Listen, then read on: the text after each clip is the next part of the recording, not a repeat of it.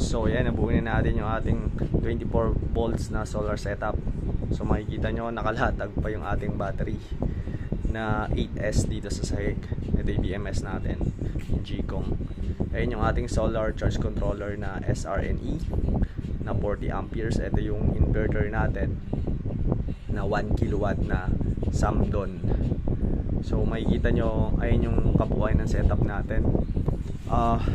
Itong BMS natin na to ay Gcong BMS. 8S lang yung ating ginamit, kaya ang daming natirang wire. So ito gagawin ko to as backup na battery. Bumili tayo ng pang 8S talaga na Gcong. Ang kaganda kasi sa may BMS na to, ito 8S ilalagay natin kapag dumating na yung battery natin na in order. Yun. So ang kagandahan dito, may active balancer na to. Yun ang kagandahan dito. Katulad to, active balancer nito ay 2 amperes. Ito kasi 0.6 lang 0.6 amperes. Matagal mag-balance. Kaya gagawin ko lang to na pang backup. Power station. Ganun. Wala siyang solar panel. So, ayun yung pinaka-setup natin. Kung makikita nyo, kayang-kaya nyo yung laptop.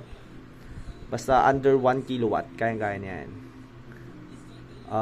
TV, yan, electric fan, washing, kayang-kaya ng 1 kilowatt yan. Na solar setup natin. So, bali ang gagawin ko dyan, maglalagay pa ako ng, inintay ko lang yung 4 pa nito.